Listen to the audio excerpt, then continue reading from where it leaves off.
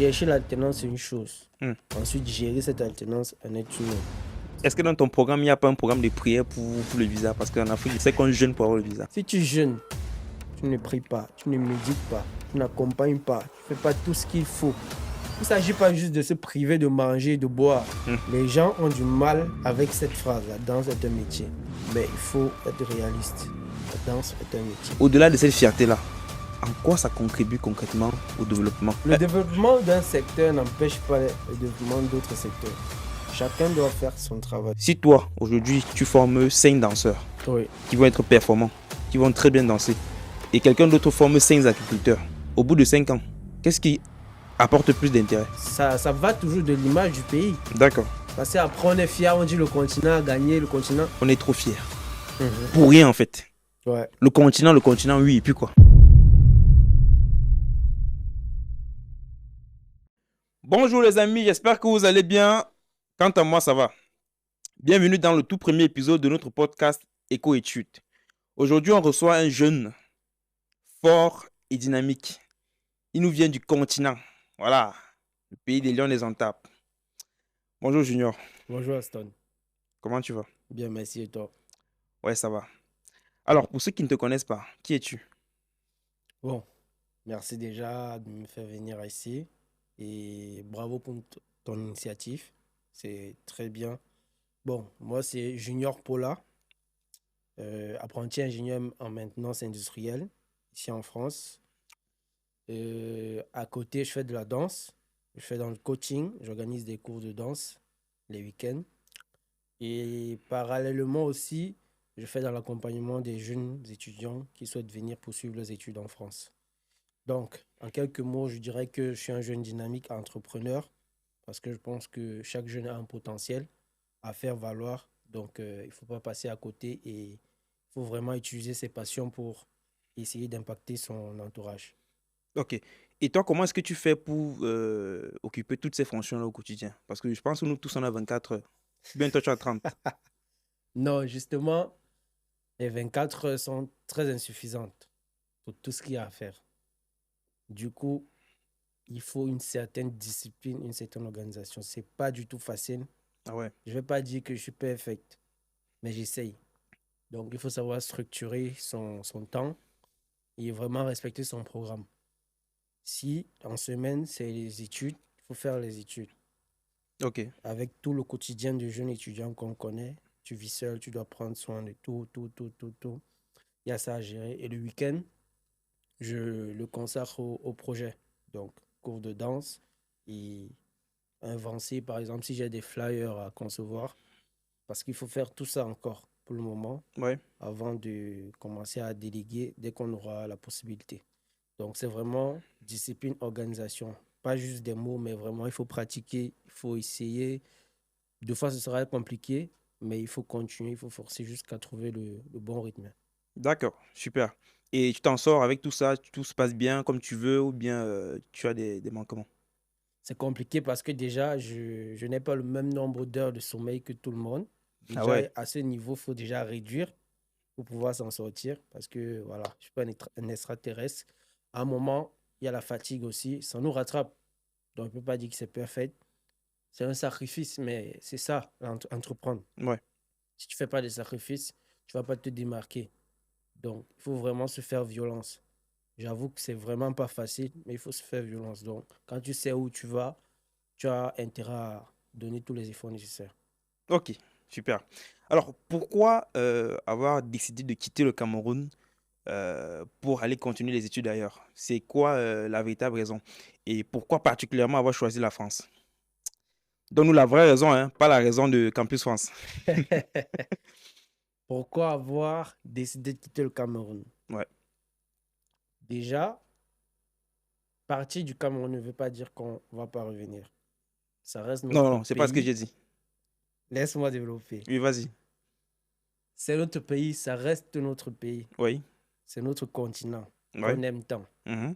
Donc, quitter le Cameroun pour un moment pour venir poursuivre mes études. Parce que de base, moi, j'aime l'excellence. Ok.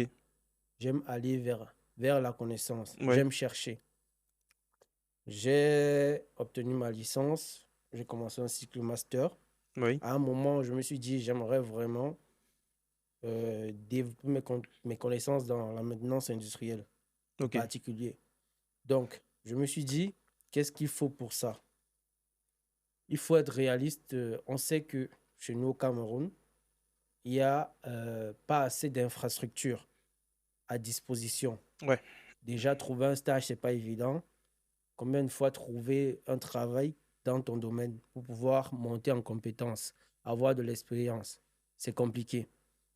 Et il faut être aussi réaliste en disant qu'il y a des pays développés. Moi, j'ai pensé à la France au vu déjà de la langue, au vu de ce qu'elle offre aux étudiants étrangers, Ouais. donc, et les formations qui m'intéressaient. Donc, j'ai souhaité venir poursuivre mes études. Et actuellement, je suis apprenti ingénieur en maintenance industrielle, qui a été toujours mon projet professionnel. Donc, là, je terminerai bientôt et je continue d'acquérir de l'expérience.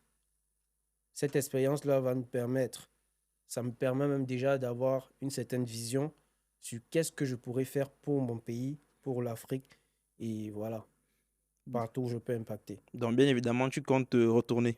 Bien sûr. Et tu estimes que tu pourras retourner dans combien de temps? Si on ne retourne pas déjà, qui va développer notre pays? Bon, dans combien de temps?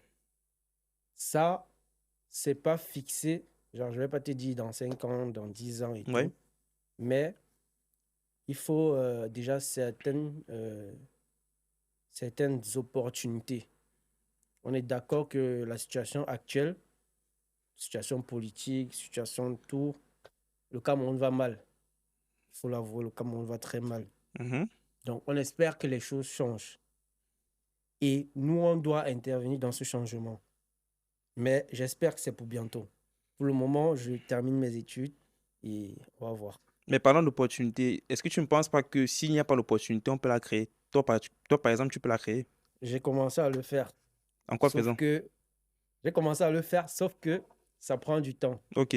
Ça prend du temps. Pour le moment, on ne peut pas encore dévoiler, Ouais. mais ça prend du temps. Il faut savoir construire son projet pour ne pas buter rapidement. Ok. Donc, Donc, tu réserves quelque chose de grand pour l'Afrique, pour le Cameroun. nous réservons parce que tout ne se fera pas par moi seul. Ok. Donc, c'est pourquoi nous jeunes, nous avons intérêt de vraiment s'accompagner, se suivre, se Ouais. soutenir dans divers projets qui peuvent bénéficier au Cameroun. D'accord. Alors, tu m'as dit tout à l'heure que tu es apprenti. Ça s'est Ok, passé comment? Comment est-ce que tu as fait pour trouver ton alternance? Parce qu'aujourd'hui, c'est un vrai sujet, c'est difficile. c'est vrai.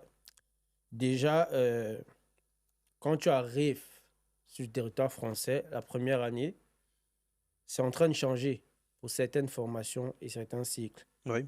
Mais quand moi je suis arrivé, je ne pouvais pas faire de l'alternance la première année.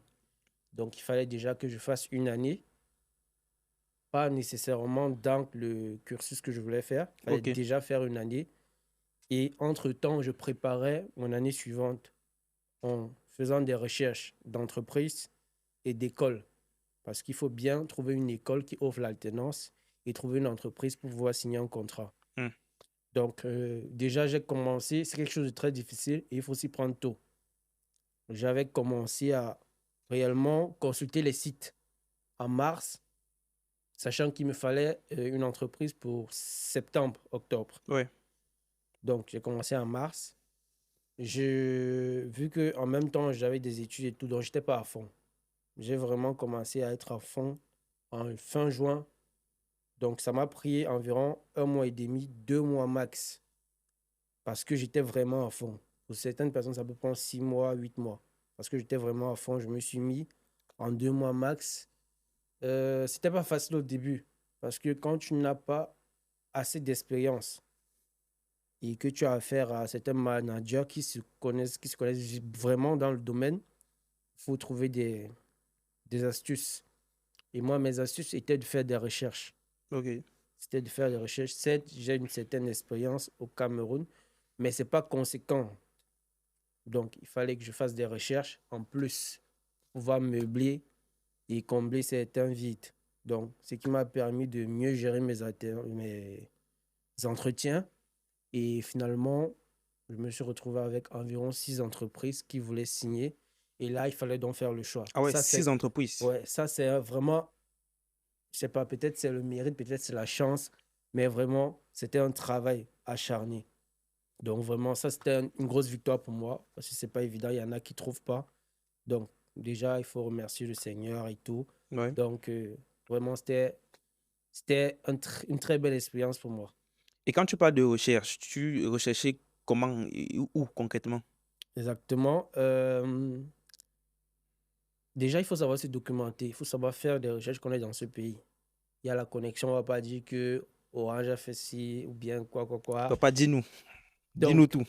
moi, je faisais environ une dizaine de candidatures par jour. J'étais sur tous les sites. J'avais créé une base de données parce que je savais que non seulement ça allait m'aider, mais ça allait aider d'autres personnes. Ok. Notamment certains étudiants que je, j'accompagne, qui ont des difficultés, qui posent des questions. Donc, j'avais répertorié beaucoup de sites pour les recherches, notamment Indeed, LinkedIn, ça incontournable, Hello Work, Welcome to the Jungle, tellement de sites, il y en a tellement. Donc moi, j'étais inscrit sur la majorité, plus de la moitié en tout cas. Ouais. Je n'avais pas le même, je n'accordais pas le même temps à chacune des applications dont je priorisais. Je priorisais et c'est comme ça que j'étais dessus. Une dizaine de candidatures par jour. Il y a eu beaucoup de refus, naturellement, il y a eu refus automatiques même, tout. Mais voilà, il faut tenir bon. Il faut tenir bon. Quand tu sais ce que tu veux, tu pousses, tu pousses, tu pousses, tu pousses. Et le résultat était bon. Et finalement, c'est moi qui me suis retrouvé en train De de choisir choisir l'entreprise. et de recaler certaines entreprises. Alors, Ça fait un, un truc là. une petite Mais fierté. bon, oui. L'orgueil camerounais revient. Non, non, non. Alors, Voilà. et quand tu as eu tes 6 entreprises qui te voulaient dans leur boîte, Mhm. sur quels critères est-ce que tu t'es basé pour faire le choix? Déjà, vu que l'école, parce qu'il faut regarder aussi les régions, comment tu vas te déplacer et Ah tout. oui. Vu que mon école était en Île-de-France, Hmm. déjà, il fallait une entreprise en Île-de-France pour Ouais. ne pas avoir cette tracasserie de se De voyager, oui. déplacer, 2 logements et tout. Hmm. Donc, il y avait 2 en Île-de-France et les 4 autres étaient dans les régions à côté. D'accord. Donc, le choix s'est vite fait. Hmm. Le choix s'est vite fait. Donc, j'ai pris l'autre boîte. Déjà, elle était dans la même ville que mon école, même ville à quelques pas. Ah ouais, Donc, j'espérais trouver un logement et comme ça, les 3 endroits devaient être très très proches. proche, oui. Donc, j'ai pas réfléchi. Et en plus, les missions cadraient exactement avec ce que je voulais. Donc, vraiment, c'était le choix parfait. J'ai pas eu beaucoup de tracasseries et tout. J'ai choisi et j'ai commencé à recaler les autres pour qu'elles puissent donner l'opportunité à d'autres candidats d'avancer. D'accord. Et aujourd'hui, en termes de challenge, depuis que ça fait combien de temps déjà que tu es en alternance? Là, je suis à ma 2e année d'alternance. Ok. Donc, voilà. En J'ai un termes s- de challenge, c'est quoi? Qu'est-ce que tu vis? C'est vrai que voilà, quand tu parles d'alternance, c'est aller apprendre, mais qu'est-ce qui se passe là-bas concrètement? Parce que souvent on dit que on peut apprendre, mais après tu entends, on a dit si je suis un étudiant, après 3 mois, on l'a mis dehors parce qu'il n'a pas validé la période d'essai. Bref, toi, c'est quoi tes challenges? C'est quoi tes difficultés? Déjà, il faut être très conscient et vraiment saisir les opportunités. Chercher l'alternance, c'est une chose. Hmm. Ensuite, gérer cette alternance en est une autre. Waouh. Si tu te décides à chercher l'alternance et après tu l'obtiens, tu arrives, tu sais que tu as intérêt à continuer ton processus. Tu arrives, tu as 2 mois d'essai. Tu sais que tu dois tout donner. Tu sais que tu dois tout donner. Une personne qui ne donne pas tout pendant ce temps, soit la personne ne fait pas ce qu'elle aime, soit le milieu, le cadre en entreprise n'est pas adéquat. Ouais. Mais il faut faire face à tout. Il faut être au-dessus de tout quand c'est ce qu'on veut. Donc, il y a des entreprises, euh, pas l'entreprise, mais souvent certaines personnes du personnel Hmm. qui peuvent être comme elles sont.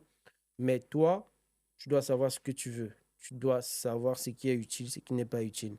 Ok. Donc, quand tu arrives dans ta période d'alternance, tu sais que tu as tes missions à réaliser. Bats-toi pour livrer un rapport ou bien je ne sais quoi, ton travail à faire quand il faut. C'est sur ça, en fait, tu as un N+1 et tu dois tout faire pour que ce N+1 soit toujours satisfait de ton travail. Parce que ton, c'est lui, en fait, la transition. Entre toi et l'entreprise. Voilà. Donc, tu dois tout faire. Si tu as un travail à faire, fais-le. Il faut vraiment rester concentré. Maintenant, gérer études et entreprise en même temps, C'est une autre- c'est pas évident. C'est pourquoi il y a déjà un rythme. Il y a Ok. déjà un rythme. Une période, tu es en entreprise, une période, tu es en école. Mais il faut rester concentré. Il faut savoir faire le lien entre ce que tu apprends à l'école et ce que tu fais en entreprise. Parce que ça, normalement, ça doit cadrer. C'est pour ça que les écoles ont le temps de sélectionner les missions, de valider tes missions avant que tu ne signes le contrat. Donc, vraiment, c'est un point sur lequel il ne faut pas blaguer. Et l'alternance, c'est une voie vers ta carrière professionnelle. Donc, c'est ta carrière professionnelle qui débute. Donc, D'accord. les missions que tu as choisies, tu dois être sûr qu'elles vont te suivre. Tu dois être sûr que tu es passionné par ce métier. Sinon, après, ça ne va pas donner. Tu vas buter, tu vas te retrouver en train de changer de formation et tout. C'est le temps qui passe, c'est de l'argent que tu perds et ainsi de suite. L'alternance n'est pas facile. C'est vrai, on veut tous l'alternance, mais il faut savoir suivre. Il faut savoir laisser certaines choses et vraiment se focaliser parce que c'est ta carrière pro qui commence. Alors, quand toi, tu es déjà, par exemple, à ta deuxième année, ça OK? veut dire que tu as déjà une certaine expérience de ce qu'est l'alternance. Mhm. Est-ce que le terme apprenti, quand on dit, parce que tu m'as bien fait comprendre que voilà, tu as des rapports à faire, mais je pense qu'on parle quand même d'apprentissage. Ah, OK, OK, je vois. Donc, on est là pour apprendre. Ouais, je vois. Mais toi, tu penses quoi de ces entreprises-là qui, au bout de 2, 3 mois, mettent un étudiant qui est venu apprendre, on le met à la porte, soit disant il est incompétent. Déjà, c'est un gros problème parce que voilà, l'entreprise a une demande à laquelle toi tu dois répondre. Oui, en tant qu'apprenti, Oui, pas en tant qu'expert. oui. Toi, tu demandes à être alternant dans une entreprise à un certain poste, Oui, suivant des missions. Ces missions sont en adéquation avec ce que tu apprends à l'école. oui, Donc, tu es là pour apprendre. oui. Donc, quand tu intègres l'entreprise, il y a une phase d'initiation et tout. L'entreprise doit même te soumettre à certaines formations pour que tu sois vraiment à l'aise. Sauf que l'entreprise doit avoir des résultats. Il y a la différence entre être en CDI et en alternance, c'est vrai. Mais maintenant, tu es appelé à faire un métier. Quand tu es en alternance, tu es en train de te former à un métier. Donc, c'est normal qu'on te mette dans le bain, en fait. C'est normal. Il faudrait que les missions soient en adéquation avec ce que tu veux faire plus tard. Sauf qu'il ne faudrait pas que les entreprises abusent. C'est où vraiment il faut faire attention. Faire attention parce qu'il y a des entreprises qui vont te considérer déjà comme une personne qui est en CDI et tout, certaines obligations, certaines restrictions, en fait, certaines pressions. Ouais. Mais ça, c'est le monde de l'entreprise. Et chaque alternant devrait prendre ça positivement. Pourquoi? Positivement dans le sens où tu sais que tu es en train de te former. C'est pas qu'on abuse de toi ou bien quoi que ce soit. Ça, c'est une autre chose. Mais si tu sais que ça demande une certaine rigueur d'effectuer telle mission, mets-toi déjà dans ça. Comme ça, tu gagnes en expérience, tu gagnes en maturité. Mais je ne suis pas d'accord justement avec ce que, en fait, il y a des entreprises qui peuvent abuser, qui mettent une certaine pression et pourtant l'alternat est là pour apprendre. Il faut justement que ces entreprises mettent à disposition des moyens à cet alternant de pouvoir apprendre. Ouais. Parce qu'il y a des entreprises, tu vas arriver, il y a le personnel, il y a des gens qui sont disponibles à t'apprendre des choses. Tu vas arriver dans certaines où tu seras abandonné à toi-même. C'est toi qui vas chercher, c'est toi qui vas aller vers les gens, c'est toi qui vas chercher à comprendre. Et des fois, on fait ça sous prétexte que voilà, tu dois te démerder parce que tu es là pour apprendre. Or, Ouais, on apprend bien dans un cadre, dans certaines conditions, dans un accompagnement. je suis d'accord. Au début, les entreprises doivent comprendre qu'on vient apprendre. Sauf qu'à un certain moment, il faudra être autonome. Autonome dans le sens où c'est toi qui dois aller vers. Ouais. Il y en a où tu vas aller, on va dire, bon, fais ci, fais ça, fais ci, fais ça. À un moment donné, c'est pour ça qu'on dit il faut cultiver vraiment le sens de la curiosité. C'est important d'être curieux, Ok. la bonne curiosité. Être curieux, être dynamique, se rendre disponible. Ça ne veut pas dire que tu vas faire tout. Tu restes dans tes missions, mais rends-toi disponible. Montre que tu veux apprendre. Ça, c'est la réalité. Ça, moi, je pense que ça ne sert à rien de se plaindre que non, si ça reste dans tes missions et que ça reste dans ton temps, tu ne démodes pas, tu ne fais pas d'heures sup non payées, reste dans ce que tu fais. Si tu aimes, normalement, ça devrait aller. Donc, ceux qui se plaignent n'aiment pas. Non, pas ça. Quoi alors? Pas ça. Mais si quelqu'un se plaint, il faut voir. Soit c'est peut-être le cadre en entreprise qui n'est pas bon, soit la personne n'a pas assez de maturité ou bien assez d'envie. Donc, le cadre en entreprise compte beaucoup. Tu peux être frustré, mais justement, il faut être au-dessus de ça. Ce n'est pas tout le monde qui y arrive. Mais je pense que c'est aussi une formation. Du moment où l'entreprise n'abuse pas de toi, n'abuse pas ou bien ne te fait pas faire ce que tu ne dois pas faire, je pense que chacun devrait se battre pour gérer. C'est pour un moment. Si tu termines ton alternance, après tu veux aller dans une autre boîte, tant mieux. Mais vraiment rester objectif. Ok, d'accord. Alors, tu as également dit que tu accompagnes des étudiants dans leur procédure. L'accompagnement porte sur quoi concrètement? Ok.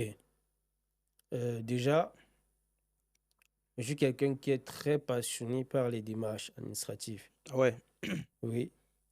J'aime le formel, j'aime vraiment ce qui est bien fait, j'aime la rédaction, j'aime tout ce qui est bien fait, ordonné, méthodique. J'aime ça. d'accord. Donc, euh, j'ai eu à créer un groupe avec un ami en 2021, oui, pour accompagner les étudiants camerounais spécialement. Actuellement, ce groupe est à 600 personnes. Waouh. Un groupe WhatsApp où chacun apportait du sien. Ça veut dire que une personne pose une question, c'est la personne qui a la réponse donne, une autre personne vient donner, et ensemble, on voit la réponse qui Ouais, tend plus vers, voilà. Et maintenant, moi, j'étais quelqu'un moi, je n'aime pas attendre les informations, j'aime aller vers les informations. J'ai eu à faire des salons, j'allais juste pour découvrir les forums organisés par Campus France et tout, j'étais toujours là, j'étais attentif et tout. Tellement j'ai vu des gens s'exprimer, des gens en parler et tout pendant les conférences, ça a créé quelque chose en moi. Je me suis dit, il y a des agences, par exemple, il y a beaucoup d'agences dehors qui se disent, ou bien qui mettent sur pied en fait, des process pour accompagner des étudiants. ouais. Mais sauf que eux, ils sont plus dans vraiment leur recherche d'argent. La majorité, c'est seulement l'argent qu'ils veulent. Moi, je me Pourquoi suis tu dit, penses qu'ils recherchent juste l'argent? au vu de tout ce que j'ai vu, j'ai eu affaire à des personnes comme ça. Donc, je vous ai dit, j'allais vers des gens pour essayer de comprendre. Et j'avais des retours. Par exemple, dans le forum, il y avait des gens qui allaient vers des agences et ils se plaignaient et tout. C'est pas pour dire que toutes ces agences, c'est Ils sont ça. mauvaises, oui. Ouais, sont mauvaises, non. Il y a beaucoup d'agences que j'apprécie également et je connais des personnes. Mais moi, je me suis dit, j'aimerais le faire pour les personnes qui n'ont pas forcément les moyens de payer une agence et tout. C'est comme ça que j'ai lancé. J'ai commencé à apporter ma petite expérience, mes petites réponses dans le groupe au fur et à mesure que moi-même j'ai eu à faire la procédure. Quand j'ai fait la procédure et tout, j'ai continué de prendre des renseignements. Les autres étudiants que j'ai commencé à accompagner, eux aussi m'apportaient des éléments. Donc c'est comme ça que les informations se réunissent. J'ai commencé à créer des bases de données. Peut-être si un étudiant intègre un forum, on lui envoie un truc, une procédure à suivre pour ses démarches. Ouais. Comme ça, il n'a plus besoin d'aller vers une agence payée pour pouvoir suivre sa procédure parce que c'est vraiment des trucs simples. Juste qu'il faut s'y mettre, se donner du temps. Parce que généralement, c'est les personnes peut-être paresseuses qui n'ont pas le temps, parce qu'il y a la paresse, après, il y a, pas la, il y a l'indisponibilité. Donc, vraiment se rendre disponible et s'y mettre. Normalement, ça devrait aller. Donc, je créais des petites bases de données pour pouvoir les aider. Et au fil du temps, les gens voyagent, les gens voyagent. Ça c'est un sentiment de... Ça fait du bien de savoir que voilà, tu as pu apporter quelque chose à quelqu'un, ça a facilité son projet et tout. Ça dépasse l'argent. Ah ouais? Ça dépasse l'argent, Wow. honnêtement.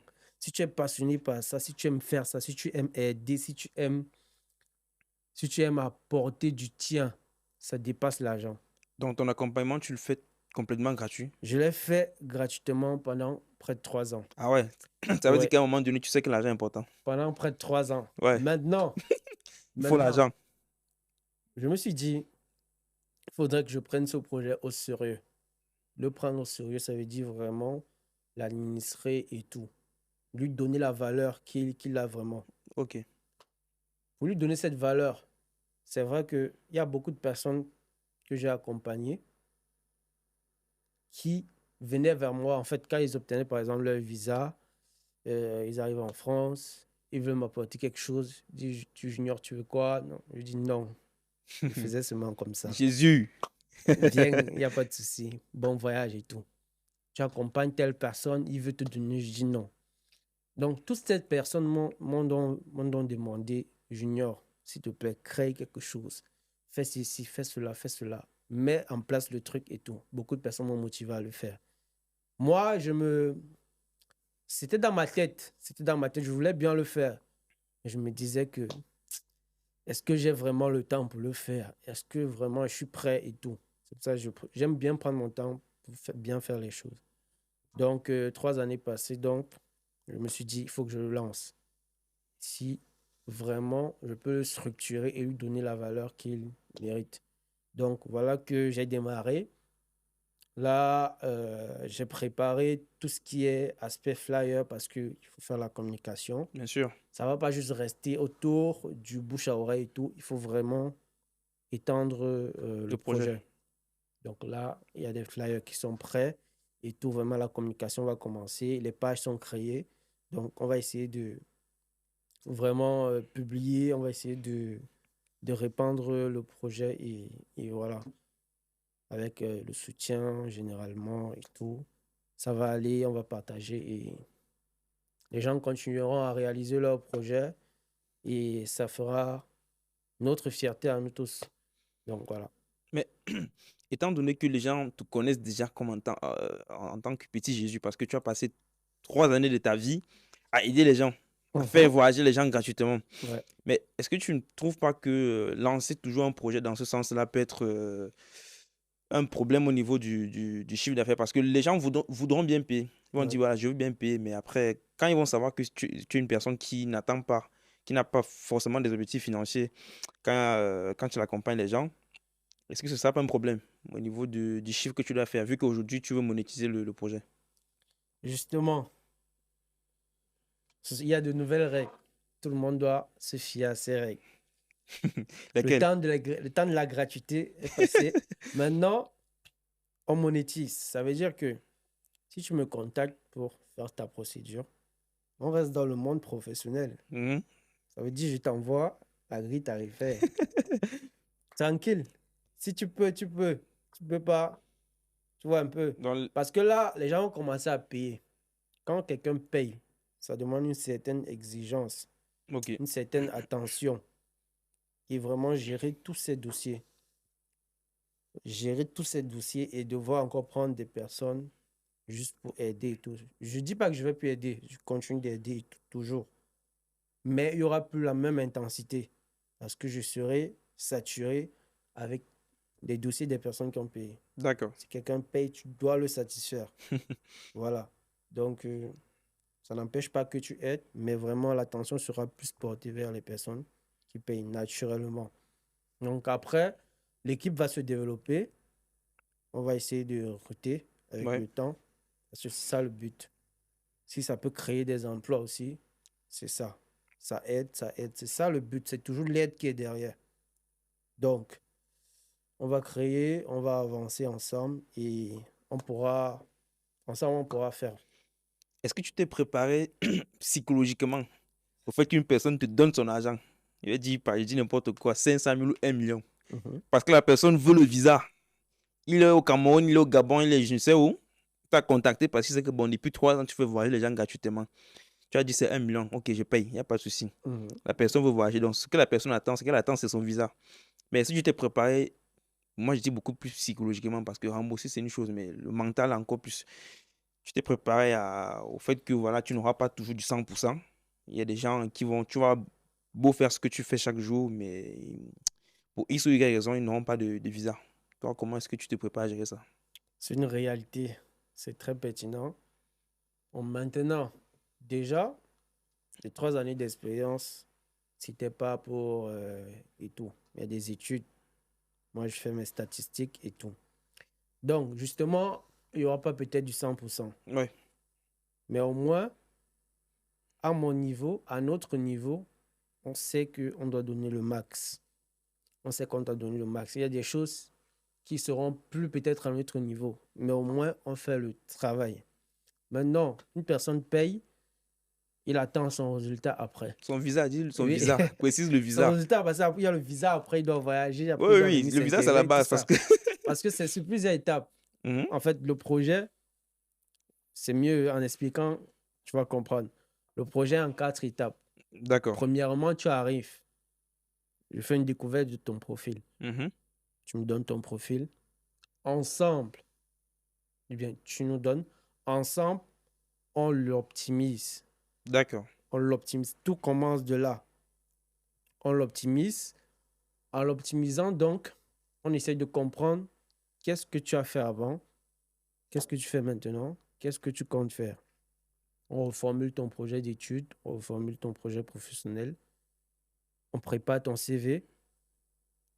Une fois fait, il faut passer maintenant à la procédure Campus France. Ça, c'est la deuxième étape. Procédure Campus France où il faut insérer les pièces, il faut créer le compte, insérer les pièces, remplir le formulaire et tout.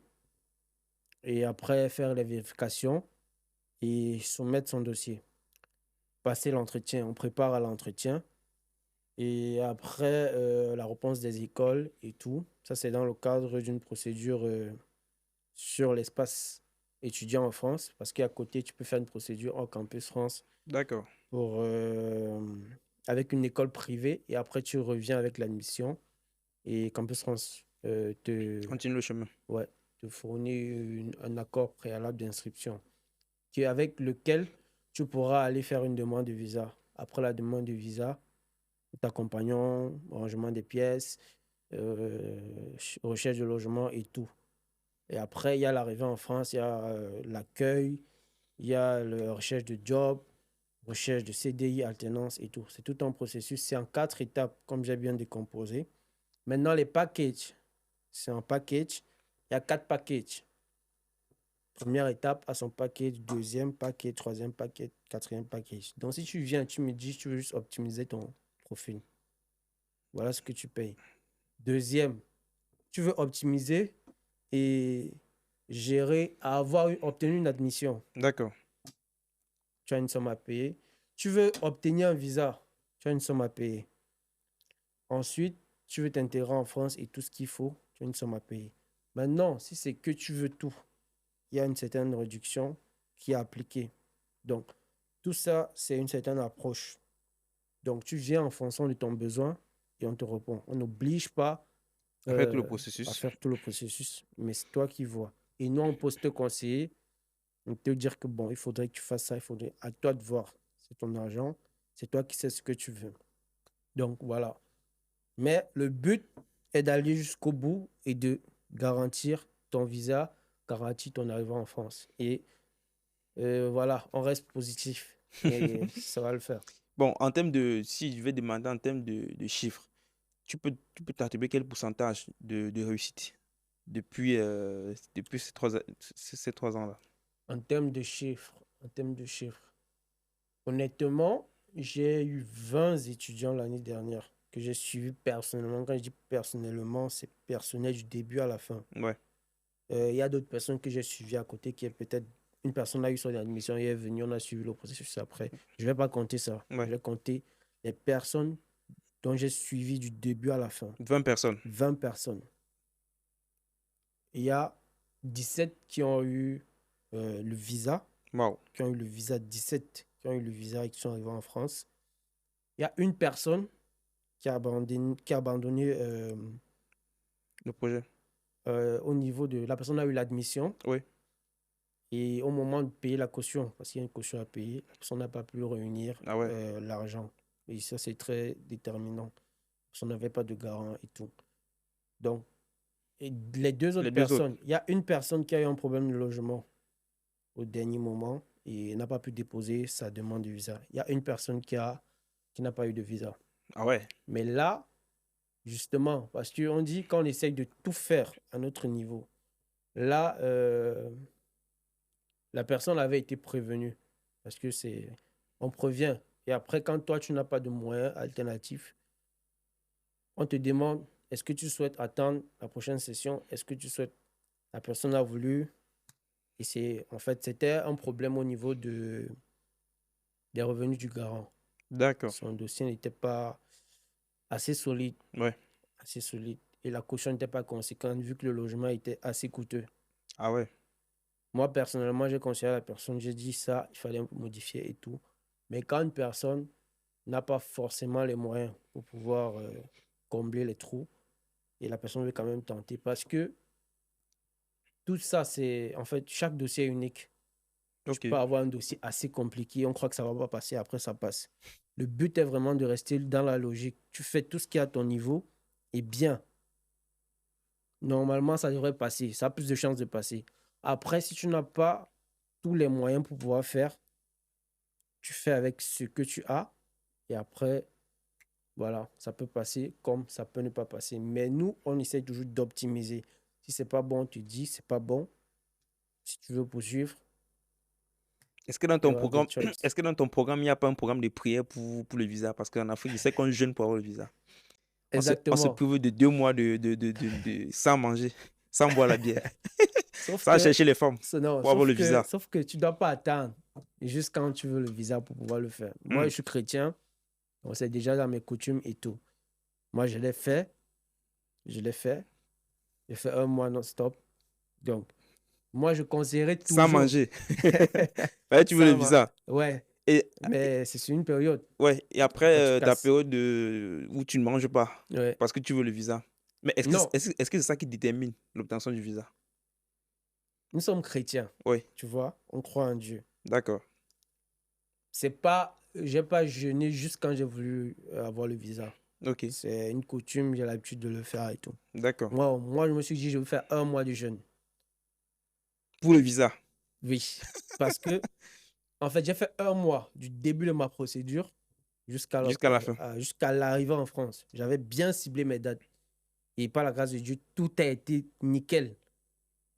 Donc, 1 mois, j'ai dit, j'obtiens mon admission, je prends mon rendez-vous parce que c'était très compliqué d'avoir le rendez-vous cette période-là. Malgré tout, j'ai pu avoir le rendez-vous à 3 jours avant ma rentrée. C'était miracle. 3 jours, j'ai eu mon visa et j'ai voyagé.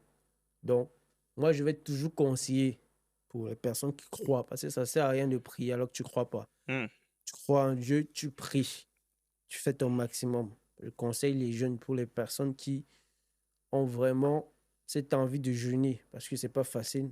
Il faut le ressentir, il faut savoir méditer, il faut savoir implorer Dieu. Et vraiment se mettre aussi, vraiment rester droit aussi. Ne pas jeûner, aller faire des mauvaises choses et tout. Après, ça te rattrape. Donc, vraiment rester clean à tous les niveaux. Ouais. Et voilà. Donc, c'est possible de jeûner et au final de ne pas avoir son visa. Oui, c'est possible. C'est possible. C'est possible. Dans ce cas, pourquoi? Dans ce cas, premièrement, tu regardes, quand une personne n'a pas le visa, on regarde le motif. Quel est le motif de refus? D'accord. Si le motif n'est pas compréhensible, on regarde encore les dossiers. Si jusque-là, on ne voit pas de motif, c'est que Dieu n'a pas voulu. Dieu n'a pas voulu comment? Dieu n'a pas Dieu voulu. jeûné. Non, c'est parce que tu jeûnes. Non, mais. Non. Il y a Dieu jeûné. l'intention. Il y a l'intention. Ce n'est pas juste l'acte là qui compte. Tu peux avoir l'intention. Mais j'ai l'intention. Moi, il faut Non. voyager. Je vais aller en France. On m'a dit qu'il faut Il faut faire la procédure. L'intention. Il faut contacter les gens comme toi, mais il faut surtout jeûner. L'intention. Si tu jeûnes, tu ne pries pas, tu ne médites pas, tu n'accompagnes pas, tu ne fais pas tout ce qu'il faut. Il ne s'agit pas juste de se priver de manger, de boire pendant un temps. Après, tu attends l'heure. Dans ta tête, depuis le matin, tu dis que 18h doit arriver, je dois manger. Bien sûr. Non, c'est pas ça le truc en fait. Tu dois jeûner parce que tu crains Dieu, tu as la foi, et tu vas avoir ton visa. Tu es habitué à prier, tu es habitué à louer Dieu. Donc, c'est tout ça. Quand tout ça se met ensemble, ça s'élève. Donc, voilà, pour les personnes qui croient en Dieu, ils vont comprendre. Donc, voilà, il faut croire en ce que tu veux faire. C'est comme ça dans tout. Comme tu crois en Dieu, tu as la foi. Il faut croire aussi que tu peux avoir le visa. Parce que souvent, c'est aussi psychologique et il faut avoir ce mental. Donc, après tout, il faut, comme Fingo avait dit, on laisse tout entre les mains de Dieu. C'est un mélange de tout ça et après, on laisse tout entre les mains de Dieu. Donc, tu fais ta part et tu remets le tout au Seigneur. Donc, tu peux avoir un dossier clean et tout. Mais après, tu n'as pas ton visa. Ah ouais. Donc, mais nous, on est là pour faire tout ce qui est possible pour que, voilà, ton dossier soit clean et Dieu fait le reste. Mais moi, je suis un peu curieux parce que j'ai l'impression que la perception que les Africains ont du visa, du voyage, etc., n'est pas la même que les Occidentaux.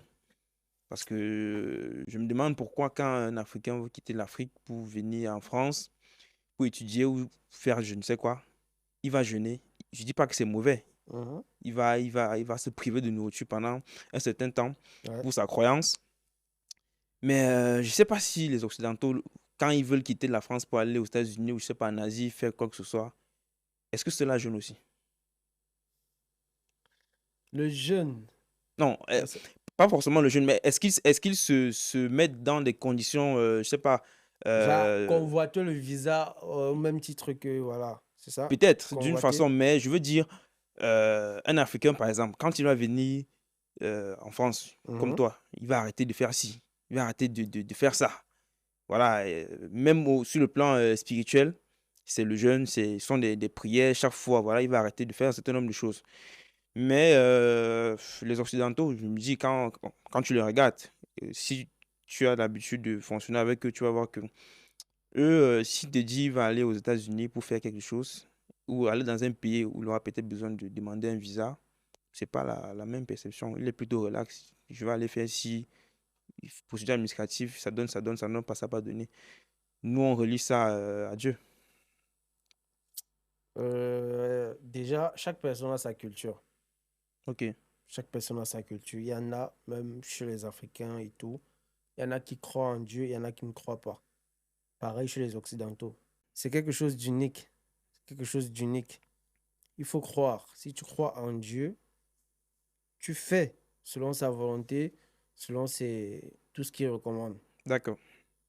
Tu fais, tu appliques juste. Donc, c'est quelque chose de croyance. C'est une affaire de croyance. Tu crois en Dieu, tu suis ses plans. Si tu ne crois pas, tu fais comme tu veux. Dans les Occidentaux qui, avant de demander un visa, ne se privent pas de certaines choses, ne croient pas en Dieu. Est-ce qu'ils ne croient pas en Dieu? Ça dépend. Dépend de Ça quoi? dépend de notre culture. Si chez nous, en fait, c'est un luxe parce que, voilà, il y a le contexte. Il y a le contexte. L'Afrique n'est pas assez développée comme l'Occident et tout. Donc, c'est une fierté d'avoir ce visa parce que c'est une voie de secours. C'est une opportunité qu'on va chercher. Quitter le Cameroun pour, par exemple, venir en France parce que tu veux étudier. C'est déjà un développement pour toi. Donc, c'est normal que tu sois fier d'avoir ce visa, d'obtenir ce visa pour pouvoir voyager. Parce qu'il faut bien que chacun sache ce qu'il va chercher ou bien pourquoi il voyage. Ouais. Il y en a qui voyagent parce qu'ils veulent juste qu'on sache qu'il a voyagé. Le benguiste. Ouais, c'est normal. Donc, chacun a sa perception. Chacun ses Mais le problèmes. but, en fait, c'est de se développer. Tu quittes le Cameroun parce que peut-être ça ne donne pas à un niveau. Tu arrives en France parce que tu veux poursuivre tes études, parce que tu veux avoir de meilleures conditions de vie. C'est un développement. c'est normal que tu sois enthousiasmé et tout. Donc, de vouloir arriver, obtenir ton visa, partir, c'est normal à ce niveau. D'où le jeûne. Le jeune, c'est C'est la volontaire. partie qui m'intéresse. Donc, les Occidentaux, eux, ils ont déjà un certain cadre de vie. Donc, on peut pas comparer. Donc, c'est lié au 4. On peut pas comparer. C'est lié à beaucoup de choses. C'est lié à la couleur du passeport. Ce que tu veux et tout. Donc, c'est d'abord tes objectifs. Normalement, tout se base au niveau des objectifs. Quels sont tes objectifs? Tu veux satisfaire tes objectifs. Qu'est-ce qu'il faut? D'accord. Donc, voilà. Tu as parlé de danse. Pourquoi la danse? Comment? Pourquoi la danse? Oui. Comment ça, pourquoi la danse? Bah, pourquoi la danse? Pourquoi danser? Pourquoi choisir la danse? Tu as dit tu accompagnes, tu aimes la danse, tu es également coach de danse. La danse. Déjà, moi, je danse depuis petit. Depuis tout petit, je danse. Ok. La danse, pour moi, c'est une passion de base. Et c'est encore plus qu'une passion. La danse, pour moi, c'est un métier.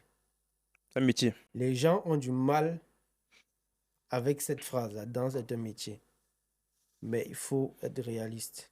La danse est un métier. Danseur, c'est un métier. Chorégraphe, c'est un métier. Artiste, danseur. Donc, il faudrait que les gens donnent la place de la danse dans ce monde. Moi, je suis passionné de danse depuis tout petit, comme j'ai dit. J'ai su évoluer. Je suis passé par des kermesses, des compétitions de danse, tout ce que tu veux, des prestations dans les anniversaires, les cocktails, les baptêmes, tous ces événements, les concerts, les clips d'artistes musiciens, tout ça. Comme qui, par exemple? Bon. Si tu peux citer. Ouais, si je peux citer, au Cameroun, j'ai fait les clips des, par exemple, Avro Jazz, Ouais. Minx, Kossi. Vraiment, il y a beaucoup d'artistes. Il y a des jeunes artistes, il y a des artistes connus, tout. Donc, voilà, par exemple, récemment, bon, l'année dernière, on a fait le concert. Fally Ipupa était en concert à la Paris La Défense Arena. On a fait la première partie avec Kossi, Wow. avec ma compagnie de danse, le BDC, Ballet de la Diaspora. Donc, on a presté avec Kossi sur la grande scène. Et ça, c'était une bonne opportunité aussi. Comme on fait, par exemple, récemment, je crois le mois dernier, on a presté au Palais des Congrès de Paris à l'événement de Philippe Simon investi au pays Back to Africa. Donc, Intéressant. il y a beaucoup d'événements comme ça qui nous donnent la possibilité de présenter la danse, de montrer qu'est-ce que la danse peut apporter, de montrer la plus-value de la danse, de montrer ce que représente la danse, parce que la danse représente tellement. La danse, c'est notre culture, c'est la vie, la danse. Par la danse, on peut parler aux personnes. Par la danse, on peut produire des émotions. On peut tout faire par la danse. La danse, c'est la vie. Non, c'est que l'eau, c'est la vie. Tu nous dis la danse, c'est la vie comment? La Moi, danse, c'est la vie. on m'a dit l'eau, c'est la vie. Je dis aussi que la danse, c'est la vie. Mais parlant d'importance de la danse, c'est quoi concrètement? Parce qu'il faut se le dire. Chaque jour, on voit les gens danser sur les réseaux sociaux. Je ne sais pas à quel moment est-ce qu'ils se concentrent sur un vrai projet, entre guillemets. Voilà. À quel moment? Voilà. C'est quoi la finalité? Parce que si on passe sur 24 heures, on passe peut-être 10 heures, 12 heures de temps à danser, ça veut dire qu'il y a quelque chose derrière. C'est quoi l'utilité? Ok. Déjà, il y a la danse. Après, il y a les personnes qui dansent. Dis-nous. Il y a les personnes qui dansent pour danser, pour s'amuser, pour du fun, pour juste comme ça, parce qu'ils voient les autres danser. Il y a des personnes qui dansent parce qu'ils ressentent la danse, parce qu'ils aiment la danse, parce qu'ils sont passionnés par la danse, parce que la danse est leur métier. Aujourd'hui, on a TikTok, l'application TikTok, où n'importe qui peut danser. Il suffit que tu suives une trend. Allez, tu danses. D'accord. Dès que tu as les likes, dès que tu as les commentaires, les Apparemment, c'est publications ça qui passe. et tout, tu es star. D'accord. Parce que tu Bon, danses. parce que tu as dansé. Ok. Et les gens ont aimé et tout. Donc là, chacun est libre d'aimer ce qu'il veut, ce qu'il veut pas. Ouais. Maintenant, à côté, il y a des artistes danseurs. Ceux qui ont choisi la danse comme métier. Et malheureusement, il y a un constat que j'ai fait. TikTok ne connaît pas que tu es artiste danseur ou bien que tu es danseur amateur. Ceux qui like, j'ai remarqué, c'est des gens qui font, bon, je vais dire quoi? Il y a des gens qui font des vrais projets, des vraies vidéos de danse, qui dansent vraiment. Mais quand tu regardes à côté, une personne qui fait juste, je crois, 2 pas comme ça, genre, il s'amusait. Ouais. Ça a un truc, je ne comprends pas. Je ne comprends pas. L'impact au niveau de l'engagement. L'impact, tu vois des milliers de vues, je comprends pas. Pourtant, l'autre, il s'est cassé. Il a pris même 2 heures, une journée pour faire sa vidéo. Payer le shooter, payer tout. Mais ça ne donne pas les mêmes statistiques que... Ça, Qu'un c'est amateur. les réalités de l'application. Mais où l'artiste danseur fait ses preuves dans des spectacles, dans des événements, tu le vois en face, il fait des vraies choses. Donc là, il faut respecter le métier de chacun. Il faut respecter le métier de chacun. La danse, parlant de danse, le Cameroun a une culture. Je prends le Cameroun précisément, mais sinon l'Afrique. Ouais. Il y a plusieurs pays en Afrique. Chaque pays a une culture. Chaque pays a des danses patrimoniales. Au Cameroun, on a des danses patrimoniales. On a par exemple le Bentsikin, qui est de l'ère Grassfield, parce qu'au Cameroun, on a 4 aires culturelles. On a Soudano-Sahélien, qui est le Grand Nord, la Damawa, l'extrême nord. On a le Grassfield, qui est nord-ouest, ouest. On a le littoral, Ouais. Sawa, sud-ouest.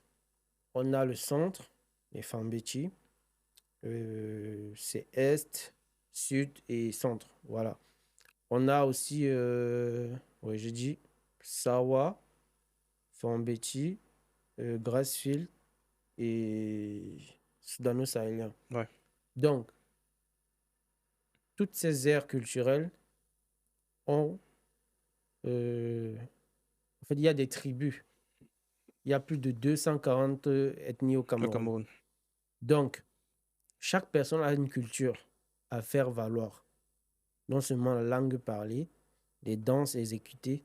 Et ces danses, il faudra que chaque personne puisse ou bien sache faire au moins une de ces danses. C'est une fierté de savoir faire une danse de chez soi. C'est une fierté. Tu vas pas venir à l'étranger, c'est un étranger, par exemple, qui t'apprend ta danse. Il faut être fier de sa culture. Il faut être fier de sa culture. Aujourd'hui, si moi j'arrive à danser plusieurs danses de nos différentes aires culturelles, je suis fier d'être Camerounais. Ok. Je suis fier d'être Camerounais. C'est une fierté. Donc, il faut saluer donc ces personnes qui se battent, qui œuvrent pour faire connaître cette culture. Je vais dire quoi? Pour étendre cette culture dans divers horizons. Je vais ici saluer mes amis, quand je dis amis, des personnes avec qui j'ai fait du chemin. Il y a une personne principale, Arsène Itaba. Arsène Itaba, c'est mon frère, c'est mon tout. On a cheminé, on n'a pas traversé quelle étape au Cameroun ensemble. Aujourd'hui, je suis fier de son évolution, je suis fier de tout ce qu'il a accompli. Parce que c'est quelqu'un qui rêve et il est en train de réaliser. Les gens ont beaucoup douté, mais moi, personnellement, j'ai vu où il veut aller depuis. Et aujourd'hui, ça se concrétise. Je suis très fier. C'est une personne comme ça qui, tu le places pour parler de danse. Il va te parler de la danse même pendant 1 an. Donc, c'est des personnes comme ça qu'on a besoin pour pouvoir vraiment mettre la danse au niveau où elle devrait être. La danse est plus que vraiment, plus que ce que vous ne pouvez penser. Tu m'as beaucoup parlé de fierté. Mhm. En prenant encore l'exemple de ton frère, encore la fierté. Mhm. Du fait que tu voyages, tu arrives dans un autre pays, voilà, quelqu'un d'autre t'apprend ta langue, tu reviens toujours à la fierté. Encore une fois, mais ce que moi je veux savoir, c'est, au-delà de cette fierté-là, en quoi ça contribue concrètement au développement? Toi-même, tu Ok, l'as dit, l'Afrique, c'est un continent aujourd'hui sous-développé. Mais ok. concrètement, en quoi est-ce que ça nous aide? Tu es fier et puis tu as faim. Et quoi encore? Déjà, la danse est un sport. Ok? Ok, La danse est un sport. Ne serait-ce que le fait de danser, ça fait du bien au corps. disons comme ça. Déjà, et la santé est primordiale. Ouais. J'ai parlé d'Assane Itaba. Arsène Itaba est docteur en pharmacie. Hmm. Son thème lors de son doctorat était basé sur... en fait, il y avait le lien entre la danse et le traitement de... En fait, une thérapie pour... je ne maîtrise plus trop son thème, mais il y avait un lien entre... il avait une thérapie, en fait, pour soigner des personnes à travers la À danse. travers la danse. Oui. Ah oui. Donc ça, déjà, c'est quelque chose qui marque. Ça veut dire qu'avec la danse, on peut apporter du soutien aux patients. On peut les pousser vers la guérison d'une certaine manière. Donc ça, c'est un point. Maintenant, la danse. Pour moi, la danse communique. On peut utiliser la danse pour faire passer un message. Ok. Par exemple, avec mon groupe quand j'étais au pays des performances, groupe créé par Arsène Taba, on faisait des projets, des vrais projets de vidéo où on passait des messages. Quand la guerre nous chauffait, je ne sais pas, c'était en 2020, je ne me rappelle plus trop de l'année, 2021, oui, il y avait eu certaines crises. On a fait une vidéo avec pour message la paix. On a fait une vidéo, ça a été vu et apprécié. On a D'accord. communiqué avec la danse. C'est un moyen de communication, c'est un moyen de thérapie, c'est quelque chose qui aide. Moi, par exemple, quand je vais mal, je danse, je vais bien. Bon. Ça, la danse est une thérapie pour moi. Ok. Donc, comment est-ce que ça développe? Créer, l'un de mes projets, créer une école de danse. La danse, c'est un enseignement aussi. À travers la danse, on peut enseigner. Pour donner les cours que je donne, ça demande une certaine pédagogie. C'est de l'enseignement. Il y a des grandes écoles aujourd'hui qui ont la danse comme discipline, la musique comme discipline. Tout ça, c'est de l'art. Et l'art, ça s'apprend. Donc, je pense que la danse peut développer au niveau déjà des mentalités. Des mentalités. Il y a beaucoup de personnes qui stigmatisent la danse, mais je pense que la danse a sa place dans ce monde. Juste que souvent les contextes sont différents. Et certains danseurs aussi, entre guillemets, n'aident pas à ce qu'on puisse mettre la danse au niveau où elle mérite. Donc, il faudrait que chacun à son niveau respecte l'impact qu'a la danse, respecte déjà cette danse, se respecte et vraiment euh, que chacun fasse tout pour faire respecter ce métier, cette passion ou bien tout ce qui cadre avec la danse. Donc, il faut déjà que ça Mais commence par s'il là. faut élever la danse jusqu'à un certain niveau, Ouais, jusqu'au niveau où la danse mérite, comme tu dis, il faut qu'on voit justement son apport, l'utilité, son l'utilité. apport dans la société. Voilà, la danse, c'est une thérapie. Donc, je peux être malade, je danse, ça va me soigner. Mais combien de maladies peuvent être traitées par la danse? Je ne sais pas, je ne suis pas un Voilà. médecin. Quelque part, ça va être peut-être Ouais. deux, trois maladies. Mhm. Et peut-être des maladies mentales. Mais je veux dire, qui partent plus vers le psychologique. Quelqu'un qui a, par exemple, mal au pied, qui a une fracture, je sais pas, en quoi la danse peut lui être utile.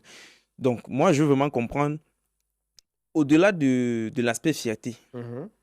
tu as dansé, tu es content, oui, mais comment est-ce qu'on développe un pays avec ça?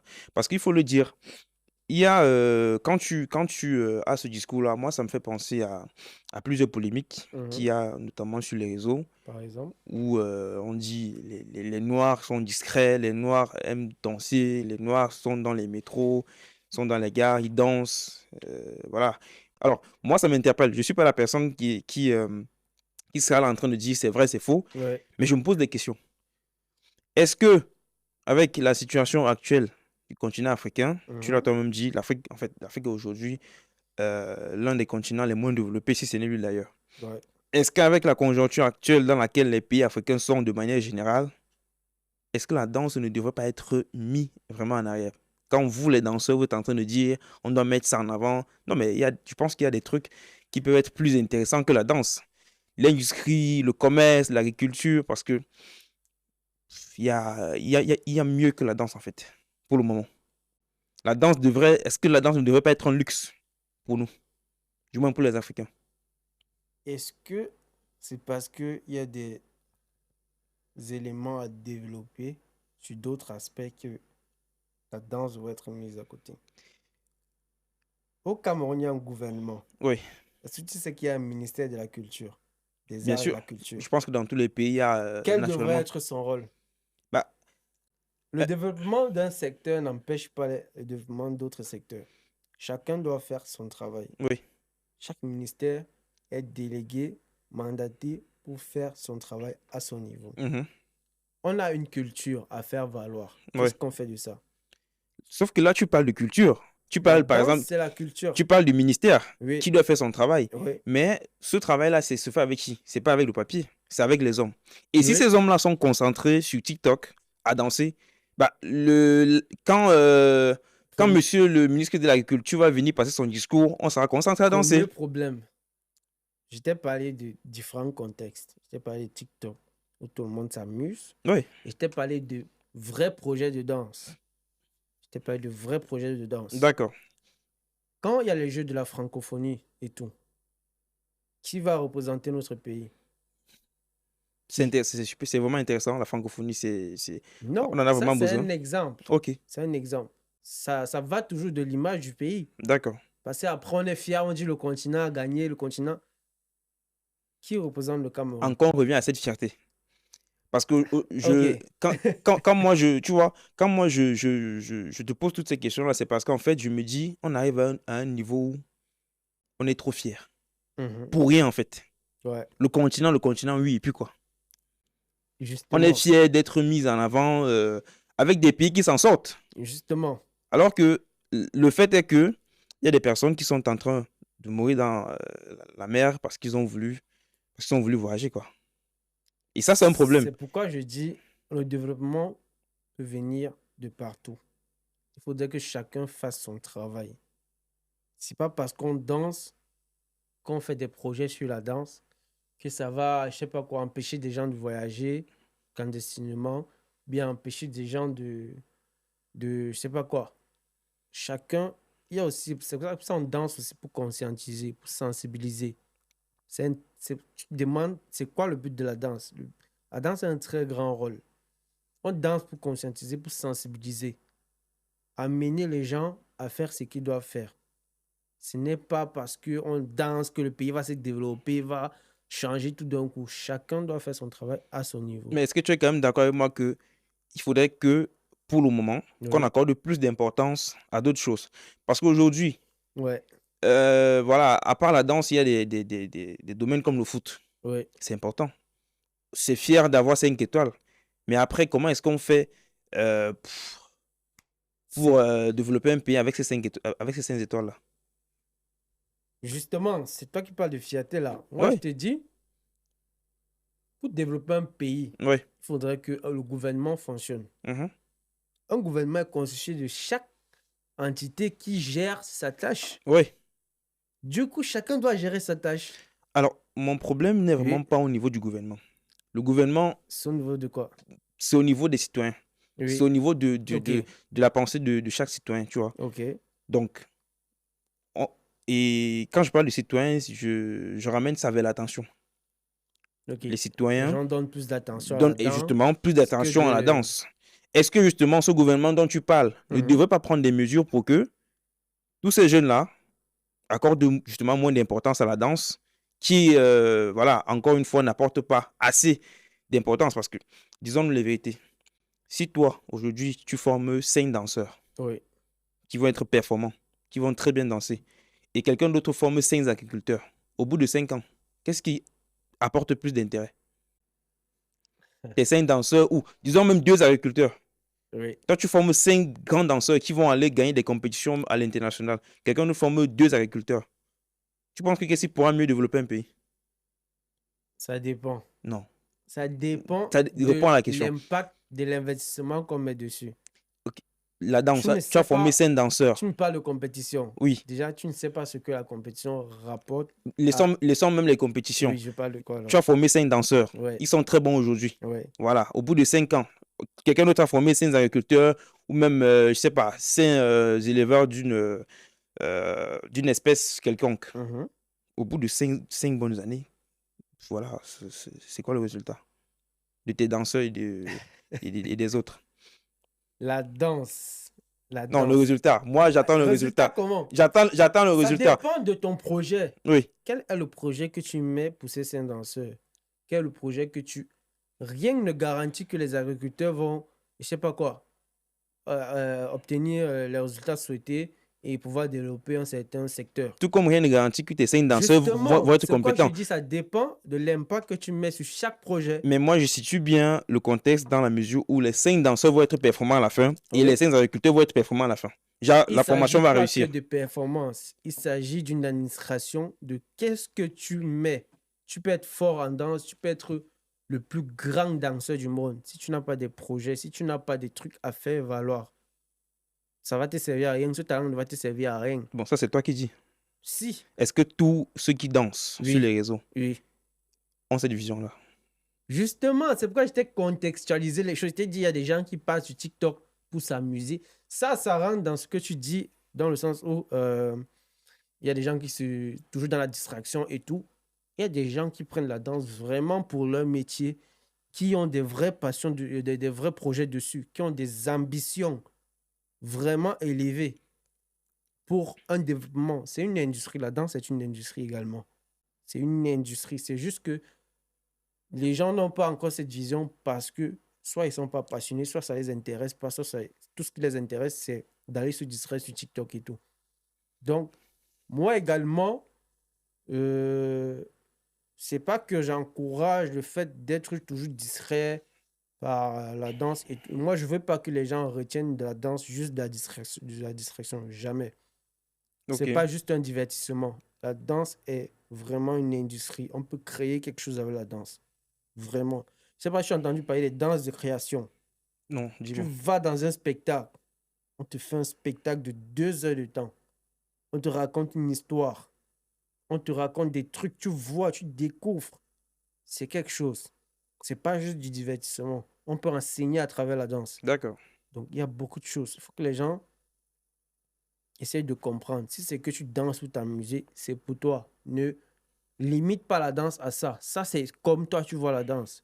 Maintenant, il y a des gens qui voient la danse comme une industrie, qui vraiment voient du développement derrière la danse. Donc, il faudrait que chacun respecte. Du coup, l'enseignement à travers la danse pour toi, c'est à quel niveau? Si on demande l'accomplissement, c'est à quel niveau actuellement? Sur 10. C'est à quel niveau? Oui. Déjà, au Cameroun, Oui, disons en Afrique de manière générale. déjà, c'est compliqué. Non, tu attribues combien? C'est compliqué actuellement parce que déjà, au niveau de la mentalité, les gens stigmatisent les danseurs, les gens stigmatisent la danse. Vu que vous savez enseigner à travers la danse, vous pouvez le faire. Chacun fait à son niveau. Ce que je dis justement, c'est qu'il y a des manquements. Par exemple, je ne tire pas personnellement sur le ministère ou bien quoi que ce soit, mais je pense qu'il y a nettement mieux à faire à ce niveau. Aspect culture, en général. Pourquoi pas sur l'économie? Pourquoi pas sur On est en train de parler des problèmes de pourquoi la pas sur le danse. développement de manière Non. générale? Oui, Oui, on mais on parle de la parle danse. des problèmes de la danse. Mais moi, je veux bien voir la finalité des problèmes de la danse sur le développement global d'un pays ou d'un continent. C'est ce que je t'explique depuis. Oui. Chaque ministère a, peut-être l'impact n'est pas direct. Chaque ministère a son rôle. D'accord. Il ne faut pas mélanger les choses. Mm. L'économie, tout le monde ne va pas aller faire l'économie. Je suis d'accord. Tout le monde ne va pas aller faire l'économie. Chacun doit faire ce qu'il aime faire, ce qu'il est prêt à, ou il est prêt à fournir ce qu'il faut pour le développement du pays. Ouais. S'il y a des danseurs, des artistes danseurs qui sont passionnés par cela, c'est un métier. Ils doivent faire leur travail. Ouais. Si moi je veux sensibiliser, par exemple, il y a eu la colonisation, bien je sais pas quoi. Moi je fais une pièce théâtrale, je fais un spectacle de 2 heures de temps. Je choisis peut-être 10 artistes danseurs. On monte le spectacle. Je viens. Dans mon spectacle, je présente les cultures. Je présente toutes les cultures. Je présente tout. Je fais valoir les danses. Je fais valoir nos traditions. Je fais un scénario qui montre comment la colonisation s'est passée. Tout ça, les traits de négrier. Je présente tout ça. Ok. Je monte le spectacle. Je fais voir le spectacle aux gens. Ça sensibilise. D'accord. Ça, déjà, il y a beaucoup de problèmes entre, je sais pas quoi, noirs et tout. Déjà, au niveau racisme, niveau colonisation et tout, ça sensibilise. Ça permet un monde meilleur. Parce que on a montré que il y a eu ça. On ne voudrait plus qu'il y ait ça. Donc, D'accord. chacun doit jouer son rôle. Ça dépend des projets que chacun a envers ce sur quoi il bosse, il travaille. Ok. Donc, voilà. Donc, justement, toi, c'est quoi ton souhait, donc, justement, à travers tout ce beau discours de ce que la Mhm, danse apporte et ce que la danse peut apporter? mhm. Et quand tu regardes la manière avec laquelle les gens appréhendent encore la danse et comment est-ce qu'on l'exploite surtout, c'est quoi ton souhait? Moi, déjà, premier souhait, qu'au Cameroun, bien en Afrique en général, que si quelqu'un se reconnaît comme artiste danseur, que son métier soit reconnu, qu'il puisse être respecté pour ce qu'il fait, parce que c'est un métier et il doit être payé justement pour cela. Parce que actuellement Payé au par qui? Cameroun, payé, ça veut dire que s'il doit tourner un clip avec un artiste musicien, il doit le payer comme il faut, parce qu'il y a ce D'accord. gros problème au Cameroun actuellement. Et les artistes danseurs ne sont pas reconnus, ils ne sont pas payés à la juste valeur. Ok. Donc, ça, c'est un combat. Je serais fier que ça change. Deuxièmement, je souhaite que, par exemple, le ministère de la Culture puisse vraiment prendre ses responsabilités et vraiment utiliser notre culture positivement, justement pour développer notre pays. Notre culture est riche. Seulement avec notre culture, on peut attirer des investissements. On peut faire beaucoup de choses avec D'accord. notre culture. Il y a tellement à faire. Donc, je souhaite que vraiment ça change à ce niveau.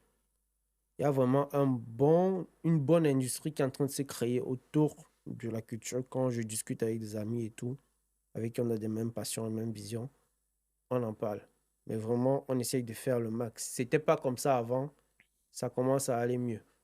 Donc voilà, c'est déjà une avancée. Ok. Je pense qu'on va devoir clôturer quelque part avec une question, vu que Mhm. tu aimes beaucoup le Cameroun.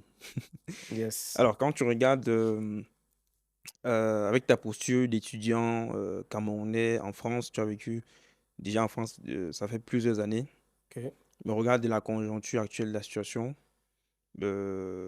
Si on te demande de prendre une seule et unique décision pour le Cameroun, peu importe le plan, hein, voilà, mais en dehors de la danse, parce que je sais que tu aimes trop la danse, peu importe le plan, J'aime sauf la tout. danse. J'aime tout. Voilà, donc une décision, en fait, quelque chose que tu souhaites en première position pour ton pays. C'est le changement. Non, le changement dans quoi, justement? C'est pourquoi j'ai parlé de décision. Attends, j'arrive. Ok, vas-y. Il faut dire les choses clairement. Ok, Quand ça ne va pas, quand ça bute, il faut dire que ça change. ouais. Donc, il faut déjà que la tête change. Ah, Il faut que la tête change. d'accord. Il faut dire les termes. Il faut que la tête change. On a besoin de connaître quelque chose de nouveau. Ok, On veut essayer autre chose. On veut essayer autre chose. Il faut que le Cameroun change. Le Cameroun ne mérite pas la situation actuelle. Il faudrait que les choses changent. Donc, moi, à mon niveau, je continuerai de sensibiliser parce qu'il y a des gens qui ne prennent pas conscience.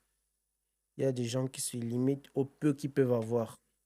Et pourtant, il y a beaucoup à avoir pour ok, le bien commun. Il ne faut pas juste penser à soi-même.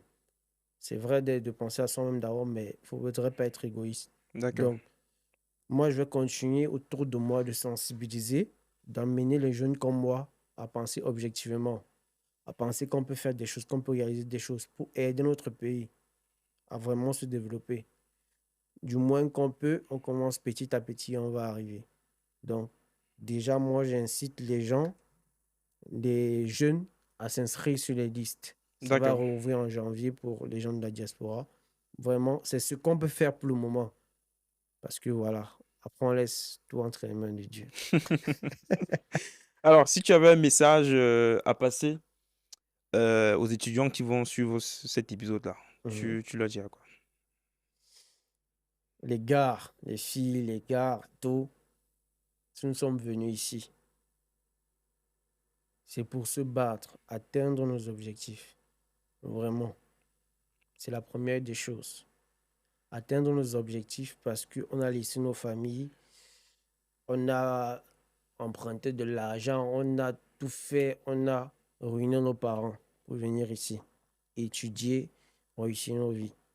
Donc, il faudra que chacun aille au bout de ses efforts, que chacun atteigne ses objectifs. Parce que chacun sera fier et chacun pourra être une source de développement pour sa famille. Donc, que chacun vraiment pense à cela. Même quand ça ne va pas, que chacun réfléchisse, que chacun pense que non, j'ai laissé une famille là-bas, j'ai laissé une maison, j'ai laissé mon frère, ma mère, ma soeur. Vraiment, les gars, continuons de charbonner, continuons de nous battre. C'est pas facile. On n'est pas chez nous, mais on continue de se battre. Donnons le maximum. On réalise et comme ça, on sera une source de développement, non seulement pour nos familles, parce que si nos familles se développent, c'est le Cameroun qui se développe. Donc vraiment, restons focus et vraiment bon courage à tous. Ça va le faire. Alors, on arrive donc au terme de ce premier épisode et on remercie Junior d'avoir accepté et d'avoir partagé son savoir, la danse, même si on n'a pas été d'accord sur un certain nombre de choses. Il n'y a pas que la Il danse. n'y a pas que la danse, voilà. Ah, Donc, les gars, merci beaucoup. J'espère que vous allez bien vous régaler. Et je profite également pour vous dire que cet épisode a été tourné dans les locaux du Ultimate Pot. C'est un espace n'est-ce pas, disponible pour tous ceux qui souhaitent réaliser des émissions pareilles ou encore des vidéos de bonne qualité avec un très bon matériel. Voilà, donc on va se dire à la prochaine pour une nouvelle vidéo. Merci de liker, de commenter, de mettre vos avis hein, sur toutes les thématiques qu'on a abordées. Mettez vos avis en commentaire et partagez pour vos proches. Merci.